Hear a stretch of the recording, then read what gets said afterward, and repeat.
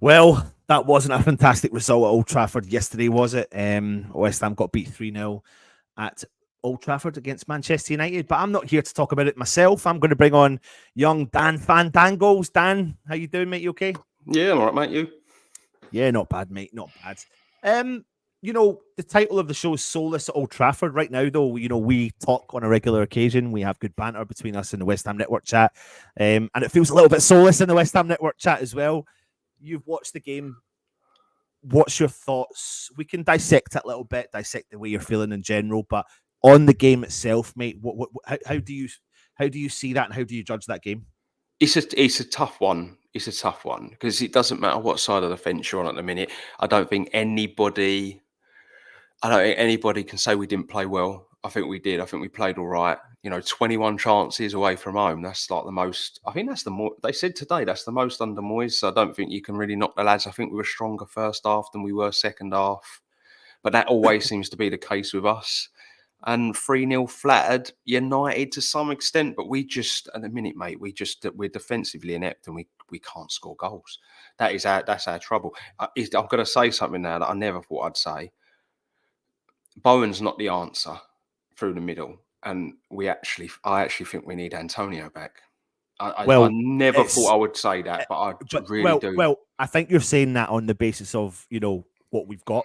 Mm. On the basis of what we've got. So you're probably not saying that based on us signing any players. If the Yeah, window yeah. was still open, Yeah. it'd be different if the window was still open. And I said this, I didn't watch long yesterday for us on the channel. And one of the things I said during the game is, or after it, was, this team is crying out for Antonio again, considering the circumstances we're in.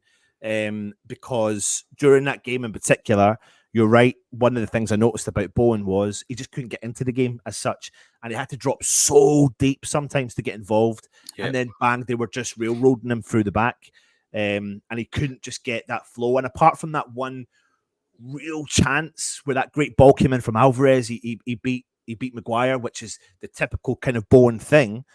I was saying, listen, the inept, the player who's not being involved in this game right now is Souček. Yeah. So pull him off and just put Mbama up top and put Bowen out on the wide and let him and Kudos and Mbama try something, because you're down 1-0, you're down 2-0, and nothing's working right now. So at that point, make that decision to do that. So it's fine as I'm saying that as a fan from the terraces looking in on it.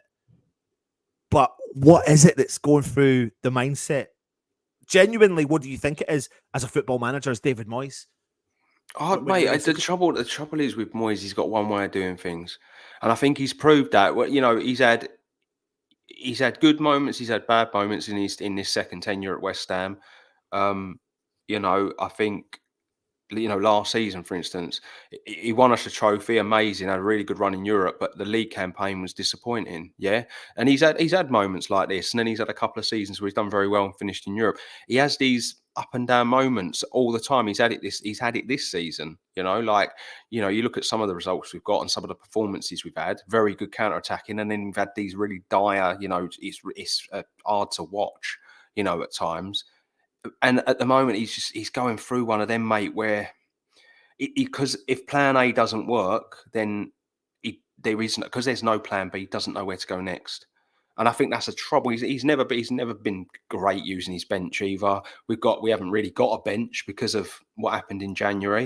It was it's very weak. It's hard to make really, it's hard to make changes that are going to impact the game, especially when he made the changes at 2-0 down today, and they just weren't going to impact the game the way we needed them to, mate. Yeah. And I agree with you, mate. Like, we obviously, there's been many fans calling out the style of play, right? So we can address the elephant in the room. The biggest thing is the split down the middle between the fans. The elephant in the room is the style of play. 1 minute or predominantly, we're not playing great. We play the low block, and sometimes you pull out a result out of the bag. So you can think of the Arsenal game, for example, at the Emirates. You pull a game out of the bag. Tactically, you kind of, you sit on the low block and you attack them on the counter, and we got away with that one. That's fine. Today you turn up and you actually play reasonably well. Me and you were talking before we came on, and you were saying, listen, we can't fault the way we attacked the game. We flattered the score flattered Manchester United. And we had some real clear-cut chances, possibly a penalty we should have had. And if we'd have maybe put one or two of those chances away, the game would have been a total different game because we would have had momentum. And that's where Man United seem to sometimes, apart from the Wolves game, that's where they falter. Yeah. If anything, United moised us today. They sat in, they defended their area very, very well. Hit us on the counter attack. They had a lot of pace. Garnacho is rapid, mate, and they had a lot of pace on the wings. Hoyland's come into form recently. To be fair, they kind of West Hammed us. That's what we've done early on in the season. Kind of sat in, defended well, and hit teams on the counter. We just have kind of lost the knack of doing that recently. Look, I'm one of them that is very critical of Moyes' style of play. I don't care about possession stats. I just want to see us have a go. We don't necessarily have to control like 60% of the game. That's not what I want to see. That first half is kind of more of what I would like to see from West Ham, where when we have got the ball, we use it effectively. Where we're weak is that midfield, mate. I hate to keep coming down on Soulless, but outside of winning a few aerial duels and arriving late in the box, 1 or 2 times a game, he doesn't bring anything to us. He slows down any passing impetus in the midfield because he has to take 3 or 4 touches before he can make his mind up where it goes because he doesn't have that technical ability to just pop it off. Yeah, And, you're right. There was a couple of tough. times. Yeah, there was a couple of times in the game, and we found ourselves in a more advanced position. And the player then you would want to give it to would be a Paquetá at some point. Obviously, we're missing him, clearly missing him, but also clearly missing anyone else who was creative in the middle of that park. But when we were advancing with the ball, it then suddenly found we were 20, 25 yards out from their goal, and Souček would get the ball, and the only 2 options he really tried to do was play it out wide to Sefao or play it back. And that's not necessarily a criticism of him and his style, but when he came to West Ham, we needed a Souček type player. But we haven't, as we have said many a time on the channel, we haven't turned over our staff enough, our players enough. We're sitting second from top of the least amount of players turned over since David Moyes has returned. Crystal Palace are above us. I think it's something like 67 players in and 67 players out. But when you look at all the other teams, in particular, I could exaggerate it with Nottingham Forest. I think they're over like 110 turnover of players. And we don't do that with our squad. We haven't done that with our squad for many a year. And there's a time and a place, in my opinion, now for Tommy Souček. Not just now. It's been like that for a while. But he does favoritize him like he has done in the past with players in the past, like the Fellaini's of the world, and he's got the history of doing it. But the game was crying out for the most ineffective player to come off the field. Yeah. Now, he made that switch, but at what, 70 minutes, I think. But the issue you've got is look, Calvin Phillips is a very good footballer, but he's a holding midfielder. Yeah, let's not kid ourselves. What we should have done in that window is brought in a ball carrying midfielder, someone that could break the line, someone that could, like you look at what Decore does for Everton, and you look at what Fofana does for Monaco, what Thuram does for Nice. That one that can break the line, arrives, can arrive late in the box if you need to, can get back and help defensively. Alvarez was a beast today. So we don't need to worry about like where we are defensively. But when the trouble you've got, not just with a Souček type player, is it affects Ward-Prowse as well, because Ward-Prowse has not been the same player since Paqueta's gone. Because I was one of them at the beginning of the year. I was a bit 50-50. I was a bit anti, Ward-Prowse, that sign. I didn't really think it'd make sense. But Ward-Prowse is a far better player when he's got Paqueta wide left or next to him, because he needs that. He needs that person that will kind of carry the ball and do a lot of that thinking for him. He's very good at quick one-touch passing, moving around, getting balls in the box, and using his set pieces. But I don't know how much longer we can stick with this Souček, mate, in the middle, because it is affecting us now. It is affecting the way we play in the midfield. But I find it really odd. I find it a really odd situation, because I think a lot of people can see this. And then if you are into stats, then when you look at his stats, they don't read well either. Now, apart from what people are saying is the odd chipping in with a goal here, there, and everywhere, if you look at the bigger picture, which is most people are looking at, is it's becoming, like you said, it affects our game. It slows down our attack. It really puts the brakes on. And when you're talking about games like today, genuinely, it's a big statement to make, but we were a Paqueta away from probably doing some damage today. Yeah. Yeah. Let's be really fair. That second half, Emerson gets played through. If he cuts that back, yeah, that's it's a completely different result, in my Yeah. opinion. You get that goal before they score the second, you know, and I think it is a completely different result. But again, if you go and watch it back, you will see that no one tries to get in there for Emerson. No one supports him. Bowen it's 5 yards too slow to react to get in the box. So Yeah, then there's a Emerson, he gets left with no choice but to take a shot from an impossible angle for a left back. Let's be fair. Well, you're right though, because there's definitely a lack of intensity I've noticed as well. This in particular this season, and I think that really is highlighted in particular for today's game. And it's not just about the one player, and I'm not picking on Calvin Phillips, for example, but as a holding midfielder, albeit Ben Johnson's ball was not great, Yeah, right? We have to. It wasn't great. it's a hospital pass again. Yeah, he Wasn't it? passed it Same as the other into night. as two fucking players were coming into him. But the thing that concerned me more than anything was that Phillips stood still waiting for the ball to come to him. And I'm not wanting to bring him up again, but I will bring him up. A Declan Rice or Alvarez does not do that. Watch how they receive the ball. They receive the ball by walking or running to the ball. And maybe there's a lack of Premier League time playing games, etc. But West Ham as a whole, the intensity to get the ball was seen against Sheffield United when Bertrand Diaz had that momentum, had that energy to drive at our defence. And he was in our box, and there was lots of West Ham players there. But it was like we were just trying to nip our toe at the ball, whereas Bertrand Diaz was like, I'm getting that ball. The intensity was, I'm getting it. And the mindset was, I am winning that. But most of our team don't seem to have that. I There's think a some do. lull. There's a Alvarez real gets stuck in. lull Yeah. in the squad as a whole. I think there's a real lull. Like, yeah, you was going to say Alvarez. Yeah, he seems to get it. As soon as he's come back from injury, he seems like a man possessed, to be fair. You know, he was good the other night, very good today. There was a few players that were really good today. Just, you know, another day we might have won that, but we just we can't score goals, mate. That's sad. If you look at the last 5 fixtures, like it's tough. Yeah. It is tough viewing at the minute.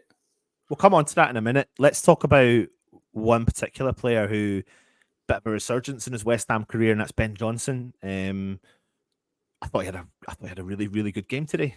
Well, I thought he was great until they put him right back. Yeah. He was brilliant. The minute they threw him in at right back, it was like the poor sod, you know, he didn't really know where he was going then. But Yeah. what I loved is the way he floated from wing to wing. He was all over the place. Yeah. But he's you got know, he's got a lot of confidence when he gets the ball, turns. you know what though, mate? He's He playing for a genuinely contract.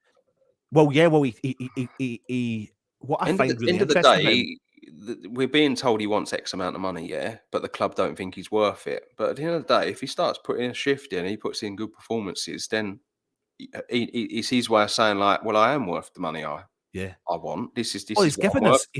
he's given us options. Like that's the good thing about him. Like whether or not people want to see him in a right back, he can play in defence. But when he's playing in that kind of wing back role and or in the middle of the park, which obviously was a random inclusion that David Moyes did a couple of weeks ago.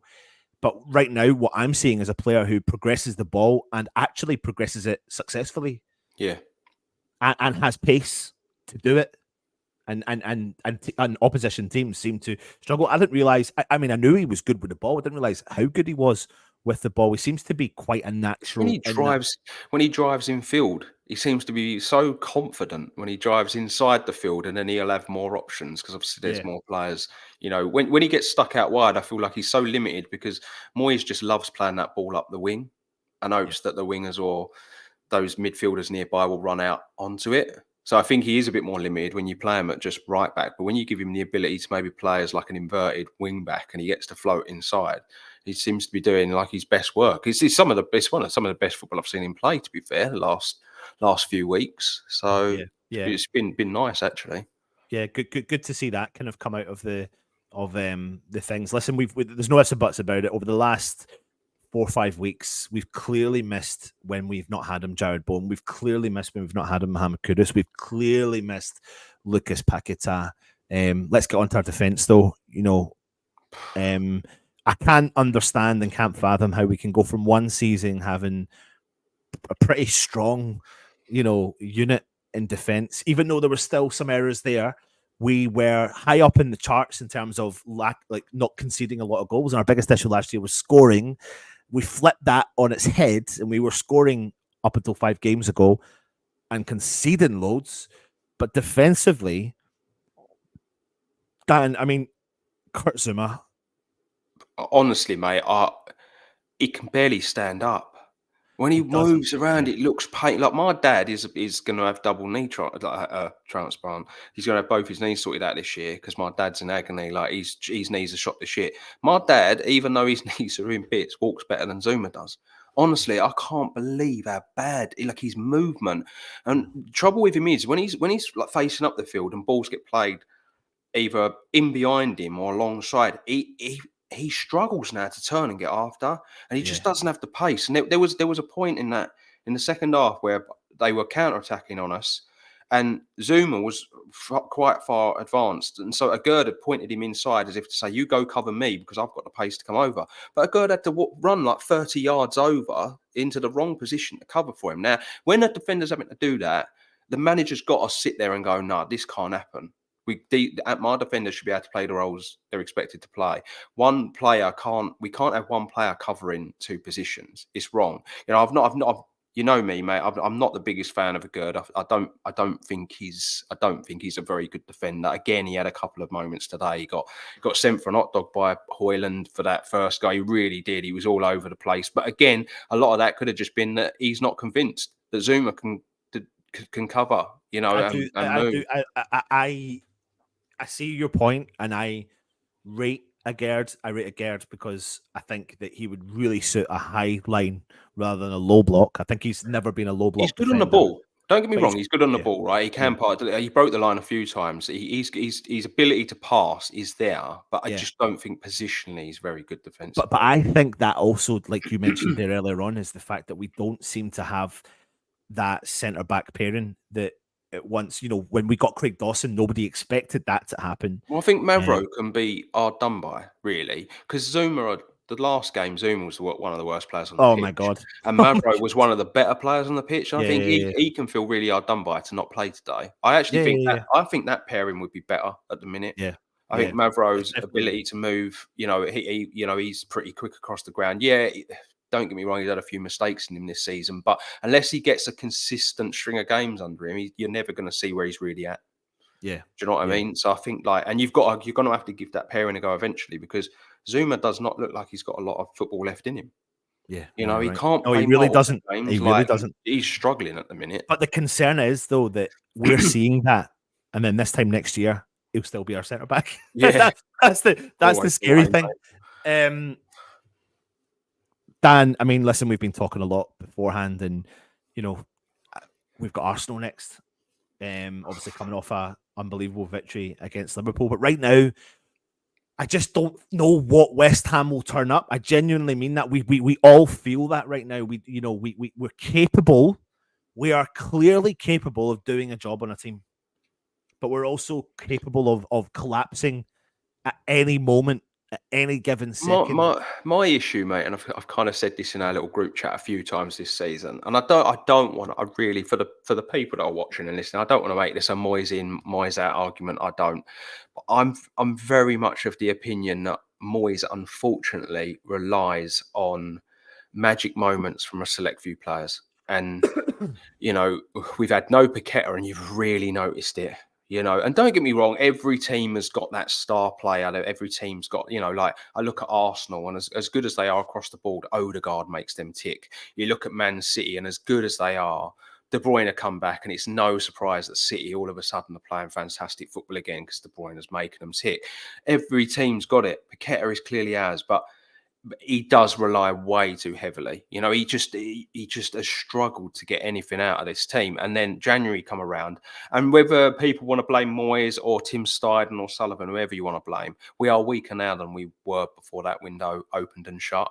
And so now you've got to feel for the lads because they're going to get put through it now, mate. Well, yeah, it brings me on nicely to that kind of situation. Without having to go over the past. Obviously, Fornals, Benrahma gone. I've wanted a player to do so well in Ben Rama. I've never wanted a player to do so well in my life, to be honest, but he just was never pulling up any trees, etc. But you couldn't help but think that maybe today was that kind of game, when we're playing football, where we're actually being at the team, where we're playing a high press between him and Fornals, that maybe there's something, the energy coming off the bench from Fornals would have been really good today. And maybe Benny out on the wing, again, possibly wasteful because we weren't getting the balls into the box. The thing that concerns me as well is that, you come up against a team like Manchester United, you come up against a team like Sheffield United, and they've got a calamitous goalkeeper. Fotheringham and Onana could go down as, in my opinion, two of the most calamitous goalkeepers in the Premier League. On top of that, they love to play.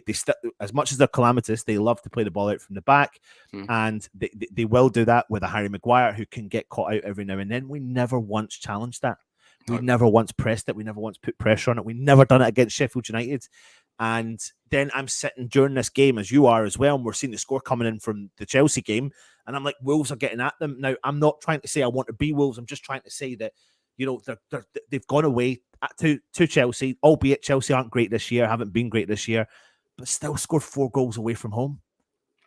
I just went at them. I just gave them that. Of course, the issue against teams that play out from the back. And the easiest way to do that is to just press the ball high up. Yeah.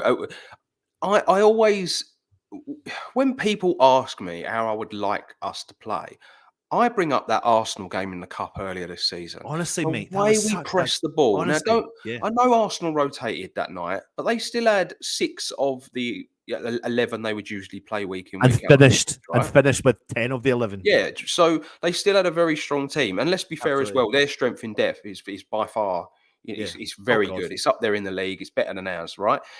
And we played that game, and I watched the way we pressed the ball, and it all started with Bowen because Bowen was having to play through the middle. But we pressed the ball effectively. Now that's how I'd just like to see us play, mate. Just press higher up, and if they pass it around you, if you don't have Souček in that midfield, you're a bit more balanced. So if they do manage to beat the 3 in front, then you've got 2 players there that are going to be good enough to either one tuck in, one sit there, and to try and stop that ball breaking through.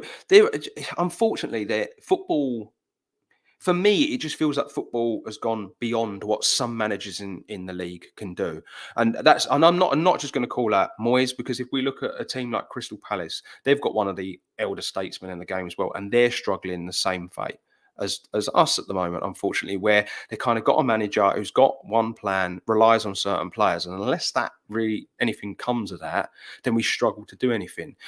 The issue we've got, though, is Moyes has proved to us this season that he can do it. That Arsenal game is a prime example of that, where he pressed the ball well, but for whatever reason, he won't do it away from home. He's all right doing it at home, but he just won't do it away from home, and that's what's painful. Because if he would, we've seen.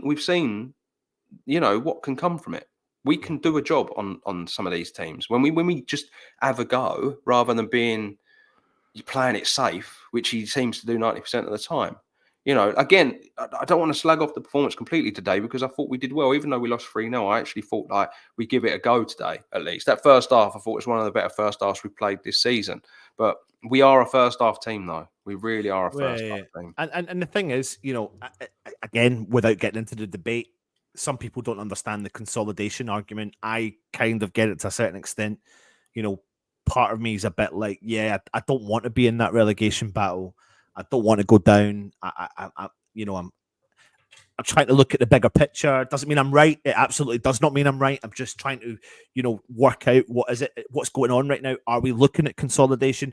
Do they genuinely think we can win the Europa League? Do they think we can qualify? I mean, if there's a year you're going to qualify for Europe, this is the year in the Premier League. I think you can possibly qualify, if results go reasonably well, down in 8th place. The issue we've got at the minute is our form's going the wrong way when all the teams around us. Well, you're right. It's going the wrong way at the wrong time. At the decision making. Like if we lose to Arsenal and then say it's Arsenal and then Nottingham Forest in it after that, if we were to lose to Arsenal and said and then say lose or draw to Forest, we could find ourselves 11th. Yeah, because that's how well teams are playing at the minute. Like Newcastle, Brighton, Wolves, they're all finding form at the wrong time for us, really. You know, so like that's that, and I think that's the worry. You know, and again, a bit like yourself, I don't want to make this a Moyes in, Moyes out argument. However you feel, I think everybody's valid to their opinion, whatever they want for the football club. It's just the worry is, mate, like because he's only got this one plan, it's starting to cost us a little bit. You know, Yeah, and he's a little bit. got to well, you know, but he's got to start thinking outside the box. You know, I feel sorry for players like Cornet and Ings. You know, both of them played against Sheffield United, played well against them, right? And then got dropped and haven't started since. I think that's wrong. Whatever you think about them players, they had good games that day. So, like, rather than like trying to shoehorn players in, why don't you just like add a bit more balance to the team? Maybe give Cornet a run of 5 games, and if he doesn't do it for you for 5 games, then And it then makes sense why that you makes don't sense. include them. Yeah, And then you're like, right, we'll bench him. But you've yeah. got to give them. You can't just play a player for one game and then make your mind up. You've got to give But players a it's a run bit again. like, I mean, he's doing. I'm not justifying it, but what you're saying there is what he's doing in theory a little bit with Ben Johnson, and we're seeing Ben Johnson fighting for his life in terms of what you're saying for a Yeah. contract, but he's not consistent with that in his approach to looking at other players. I mean, listen, nobody. We could sit here all day long and go on and work out what it is, and never really know. You know, I get why people want change. I want change at some point. I don't know if I want change right now. I think I do, but I don't know if I do. I know that sounds crazy to people. What I'm probably more scared of is because I was that half glass full West Ham fan. I am scared of the change because people hate the saying, but I live by it sometimes. The grass isn't always greener, and I So my get why take, people get my take on the frustrated at that. situation, my take on the situation is you don't offer him the contract now. You've got to wait till the end of the season, right? If come the end of the season, he gives us a fourth year of European football, whether you like the football or not, I don't think anybody can argue with him getting another contract because that is just ridiculous standards to upkeep. 4 years of European football, right? And I don't think anybody could argue with it. My issue is giving him, say, a 2 or 3 year extension now, and then you come the end of the year, you finish 10th and you're out of the Europa League and say the quarterfinals, then there's no Europe next year. And then you're stuck with this. And then no Europe means that's a harder job for Tim to attract players to come in.